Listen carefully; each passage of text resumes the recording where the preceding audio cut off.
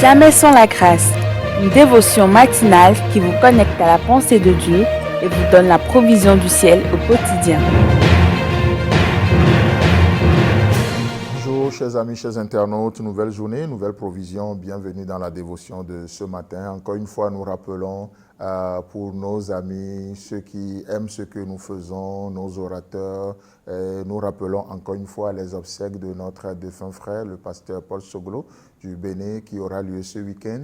Donc, vous désirez participer, soutenir sa famille et c'est ce qui se fera. N'hésitez pas, comme on le disait hier, à nous contacter sur notre unique numéro 00229 94 75 80 20. Que Dieu vous bénisse et bienvenue dans cette deuxième dévotion de cette semaine. Père, merci alors que nous parlons de l'humilité. Oh, nous prions, Seigneur, que tu puisses continuer cette œuvre dans nos cœurs, que nos cœurs s'humilient devant toi ce matin pour la gloire de ton seul nom, Jésus. Amen. Alors, chers amis, chers internautes, je nous rappelle encore notre passage, 1 Pierre chapitre 5, le verset 6, où il est écrit « Humiliez-vous donc sous la puissante main de Dieu, afin qu'il vous élève au temps convenable. » Amen.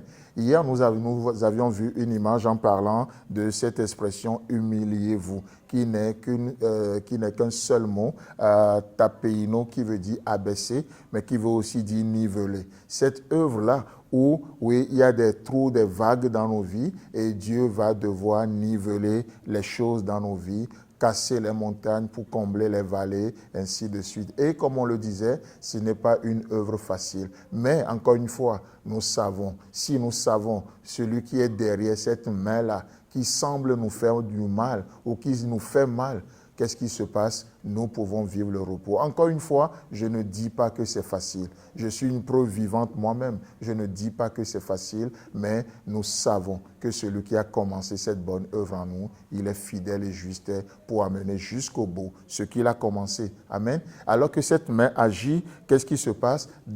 Comme promis, je vous parle ce matin d'un homme, il s'appelle David, et c'est un roi. David il a eu des hauts, des bas dans sa vie. C'est un homme qui, à un moment donné, résistait à la main de Dieu. Dieu a positionné sa main et au lieu de s'humilier pour passer sous la main de Dieu, il a voulu se placer au-dessus. Et parce qu'il est le roi, et qu'est-ce que David va faire? David va convoiter la femme d'un de ses soldats, Uri. Au-delà de sa convoitise, David va passer à l'acte avec cette femme et pour cacher son mal. Et Dieu était tellement patient et tout ça pour que l'homme, David, puisse se repentir et revenir à Dieu, pour que lui-même puisse s'humilier et venir à la repentance. Mais David continuait comme si de rien n'était. Dieu va patienter jusqu'à ce que l'enfant, il va tuer Uri et l'enfant va naître, et en ce moment-là, Dieu va agir autrement. Dieu va envoyer le prophète Nathan, vous connaissez l'histoire, et on sait ce qui va se passer. Mais qu'est-ce qui se passe? Dieu n'a pas du tout essayé d'élever sa main. Non, Dieu a posé sa main à un niveau donné et c'est à David de s'humilier, de s'abaisser pour passer sous la main de Dieu. Sous la main de Dieu. Et pendant qu'il essayait de passer, de force, il essayait, qu'est-ce qui se passe? La main de Dieu le brisait. Et David va donner ce témoignage lui-même dans le psaume 32, à partir du verset 3. David dit ceci: « Tant que je me suis tu, mes os se consumaient, je gémissais toute la journée. » Peut-être c'est ton expérience aussi.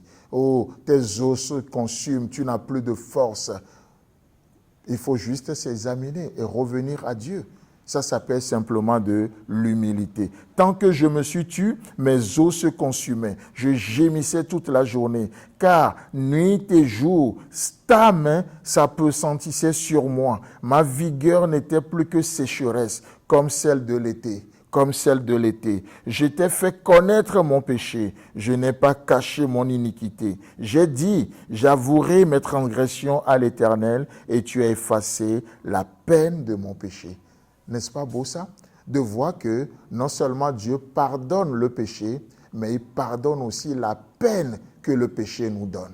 Non seulement il pardonne le péché de David, mais Dieu va redonner maintenant la force à ses os. Et David va retrouver sa force. C'est pourquoi David dit, avant qu'est-ce qui se passe? Je m'égarais. Avant d'être humilié, je m'égarais. Chers amis, chers internautes, oh, Dieu ne nous parle pas pour nous condamner. Peut-être ce message, Dieu veut nous faire appel, Dieu veut parler à quelqu'un qui s'enfonce sur une voie et il sait qu'il perd de plus en plus d'énergie, de plus en plus de force, mais il continue. Et Dieu dit non, reviens à moi, reviens à moi. Reviens à moi, je t'élèverai au temps convenable. Chers amis, chers internautes, que le Seigneur vous bénisse et si Christ tarde à venir, on se retrouve. Si vous avez aimé cette émission, parlez-en à vos amis. Parlez-leur du message de la grâce et de ce qu'il fait dans vos vies. Pour un sujet de prière, une question ou pour devenir partenaire, contactez-nous au 00229 94 75 80 20. Que Dieu vous bénisse et à la prochaine. En attendant, pensez avec Dieu.